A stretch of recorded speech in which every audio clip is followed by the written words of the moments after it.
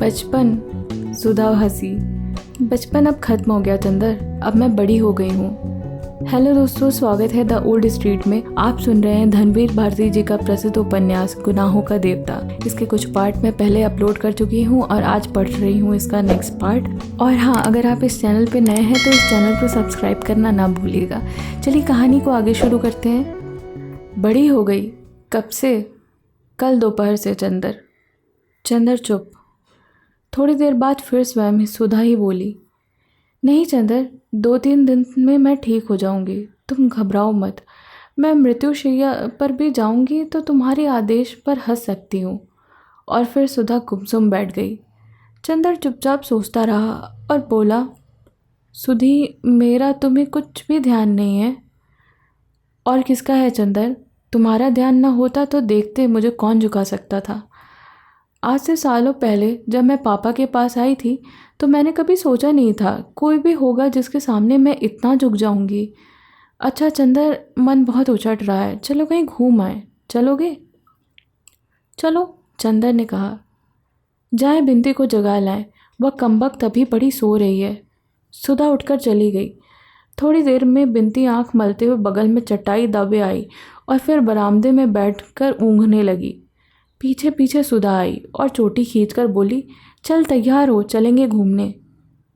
थोड़ी देर में तैयार हो गए। सुधा ने जाकर मोटर निकाली और बोली चंदर से, तुम चलाओगे या हम? आज हम ही चलाएं, चलो किसी पेड़ में लड़ा दे मोटर आज। अरे बाप रे, पीछे बिंती चिल्लाई, तब हम नहीं जाएंगे। सुधा और चंदर दोनों से मुड़कर देखे और उसकी घबराहट से दंग रह गए। नहीं मरेगी तू, सुधा ने कहा और आगे बैठ गई। बिंती, तू पीछे बैठेगी? सुधा ने पूछा। नहीं भैया, मोटर चलेगी तो मैं गिर जाऊंगी। अरे कोई मोटर के पीछे बैठने के लिए थोड़ी कह रही हूँ, पीछे की सीट पर बैठेगी? सुधा ने पूछा। ओह, मैं समझी तुम कह रही हो पीछे बैठने के लिए, जैसे बग्घी में साइज बैठते हैं। हम तुम्हारे पास बैठेंगे, बिंती ने मचल कर कहा। अब तेरा बचपन विठला रहा है, बिल्ली कहीं की। चल आ मेरे पास। बिंती मुस्कुराती हुई जाकर सुधा के बगल में बैठ गई। सुधा ने उसे दुलार से अपने पास खींच लिया। चंदर पीछे बैठा तो सुधा बोली, अगर कुछ हर्ज न समझो तो तुम भी आगे आ जाओ, या दूरी रखना हो तो पीछे ही बैठो। चंदर आगे बैठ गया और बीच में बिंती, इधर चंदर उधर सुधा।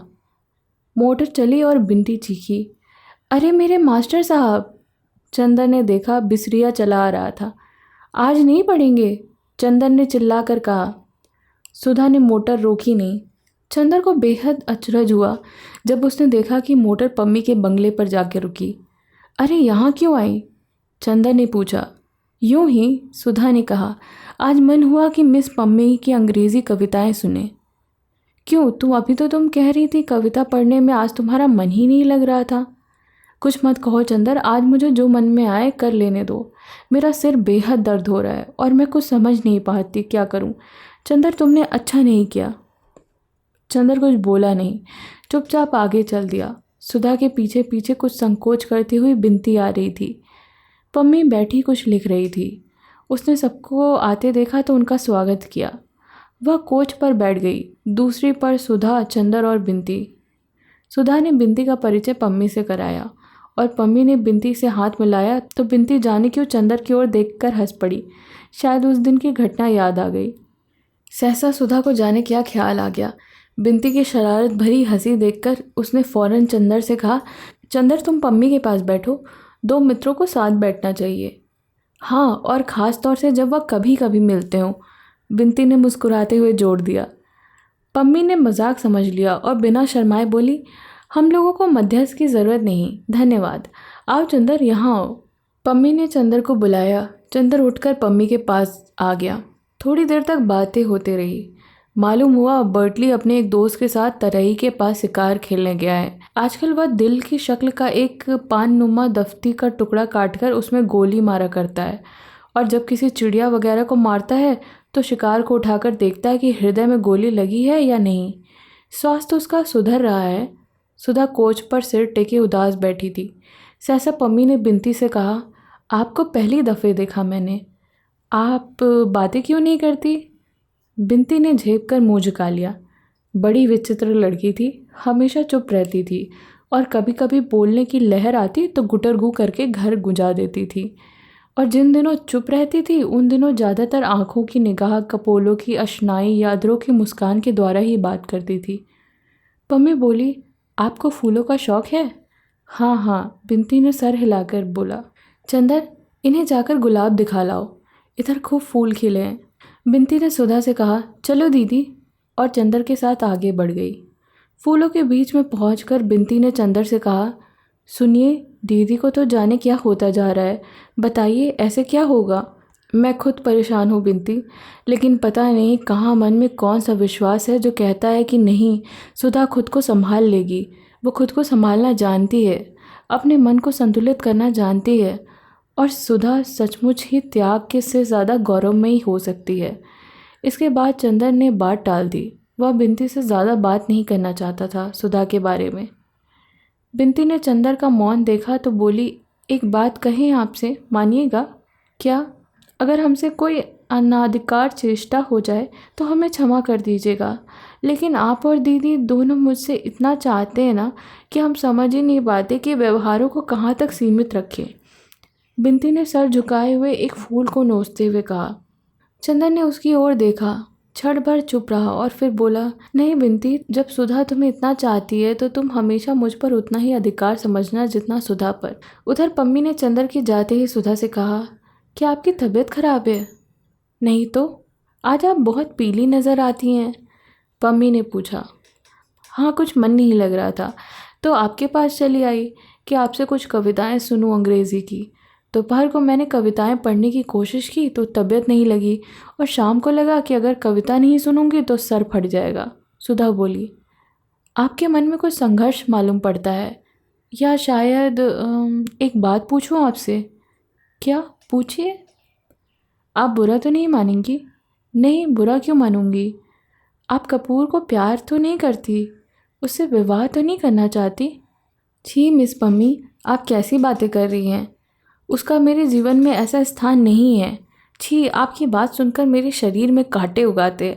मैं और चंदर से विवाह करूंगी, इतनी घिनौनी बात मैंने कभी नहीं सुनी। माफ़ कीजिएगा, मैंने बस यूं ही पूछा था। क्यों, चंदर किसी को प्यार करता है? नहीं, बिल्कुल नहीं, सुधा ने उतने ही विश्वास से कहा जितने विश्वास से उसने अपने बारे में कहा था। इतने में चंदर और बिनती आ गए। सुधा बोली अधीरता से, मेरा एक एक क्षण काटना मुश्किल हो रहा है, आप शुरू कीजिए कुछ गाना। कपूर, क्या सुनोगे? पम्मी ने कहा। अपने मन से सुनाओ। चलो, सुधा ने कहा है तो कविता सुनने को मिली। पम्मी ने अलमारी से एक किताब उठाई और कविता गाना शुरू की। अपनी हेयर पिन निकाल कर मेज़ पर रख दी और उसके बाल मचलने लगे। चंदन के कंधे पर वह टिक कर बैठ गई और किताब चंदर की गोद में रख दी। बिनती मुस्कुराई तो सुधा ने आंखों के इशारे से मना किया। पम्मी ने गाना शुरू किया, लेडी नाटन का एक गीत।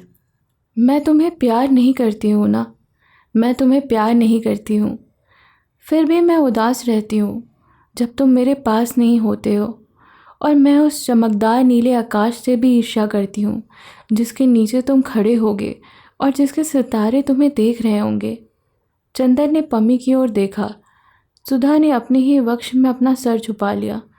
पम्मी ने एक पद समाप्त करके एक गहरी सांस ली और फिर शुरू किया, मैं तुम्हें प्यार नहीं करती हूँ, फिर भी तुम्हारी बोलती हुई आँखें जिसकी नीलिमा में गहराई, चमक और अभिव्यक्ति है, मेरा निर्मेश पलकों और जागते अर्धरात्रि के आकाश में नाच जाती है। और किसी की आंखों के बारे में ऐसा नहीं होता। सुधा ने बिनती को अपने पास खींच लिया और उसके कंधे पर सर टेक कर बैठ गई। पम्मी गाती गई, ना मुझे मालूम है कि मैं तुम्हें प्यार नहीं करती, लेकिन फिर भी कोई शायद मेरे साफ दिल पर विश्वास नहीं करेगा, और अक्सर मैंने देखा है कि लोग मुझे देखकर मुस्कुरा देते हैं क्योंकि मैं उधर एकटक देखती हूँ जिधर से तुम आया करते हो। गीत का स्वर बड़े स्वाभाविक ढंग से उठा, लहराने लगा, कांप उठा और फिर धीरे धीरे एक करुण सिसकी हुई, लय में डूब गया। गीत खत्म हुआ तो सुधा का सर बिनती के कंधे पर था और चंदर का हाथ पम्मी के कंधे पर।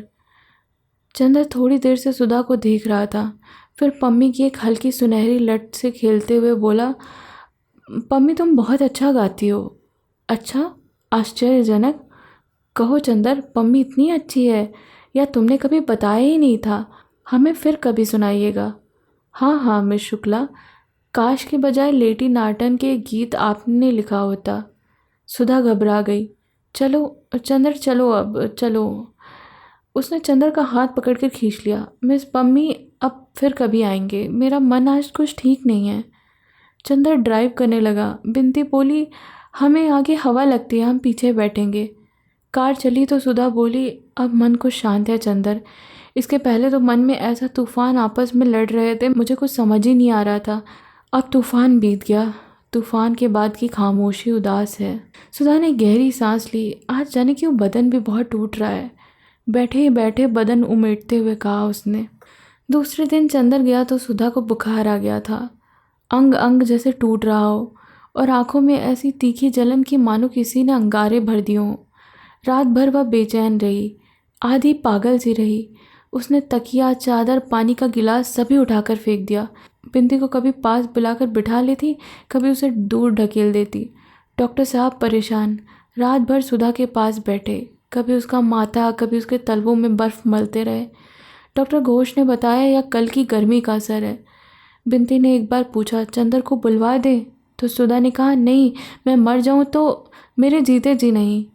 बिंती ने ड्राइवर से कहा, चंदर को बुला लाओ। तो सुधा ने बिगड़कर कहा, क्यों तुम सब लोग मेरी जान लेने पे तुले हो? और उसके बाद कमज़ोरी से हाँफने लगी। ड्राइवर चंदर को बुलाने नहीं गया। जब चंदर पहुंचा तो डॉक्टर साहब रात भर का जागरण करके उठकर नहाने धोने जा रहे थे। पता नहीं सुधा को क्या हो गया है कल से।